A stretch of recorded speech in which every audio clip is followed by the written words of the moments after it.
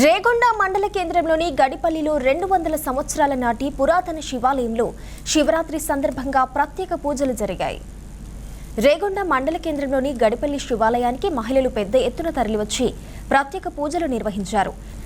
ఈ కార్యక్రమంలో ఎంపీపీ పున్నం లక్ష్మీరవి, ఏనుగు రవీందర్, గంగుల రాజు, గోగుల అశోకారెడ్డి, ఏనుగు లింగారెడ్డి, దొడ్ల రాజిరెడ్డి, ఎడ్ల మల్లారెడ్డి తదితరులు పాల్గొన్నారు. మహాశివరాత్రి ఉత్సవాల్లో భాగంగా రేగొండ గ్రామంలోని రామలింగేశ్వర స్వామి ఆలయంలో శివరాత్రి ఉత్సవాల్లో భాగంగా ఈరోజు అభిషేకము, పూజా కార్యక్రమాలు, అన్నదాన కార్యక్రమాలు జరుపుకోవడం జరిగింది. దీనిలో గ్రామ ప్రజలు, పెద్దలు, వివిధ పార్టీలకు సంబంధించిన నాయకులు కూడా పాల్గొనడం, విజయవంతం చేయడం జరిగింది.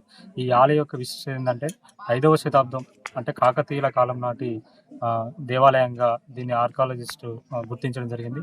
ఇది ఏకకూట ఆలయం, అంటే శైవత్వము వైష్ణవత్వం కలిసి ఉన్న ఏకకూట ఆలయం. అంటే మన తెలంగాణలో ఎక్కడ కూడా లేదు ఇలాంటి ఆలయము.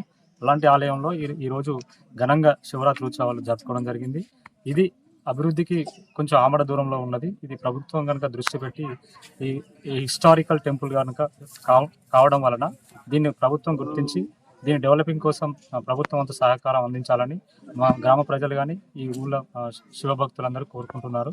ఇక్కడ అన్నదాన కార్యక్రమం బ్రహ్మాండంగా జరిగింది. మినిమం ఎంత లేదన్నా ఒక 1000 నుంచి 1500 మంది పాల్గొనడం జరిగింది. దీన్ని రాను రాను గ్రామ ప్రజలు అందరి సహకారంతో ప్లస్ ప్రభుత్వం దృష్టికి తీసుకోవడం పోయి దీన్ని వెలుగులోకి తీసుకురావడానికి గ్రామ ప్రజలందరం కూడా సహాయ సహకారాలు అందిస్తామని కోరుకుంటున్నాం.